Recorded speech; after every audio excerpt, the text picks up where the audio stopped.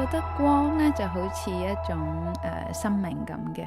如果我冇咗光呢，我睇唔到呢個世界，我都好難證明我嘅存在啦。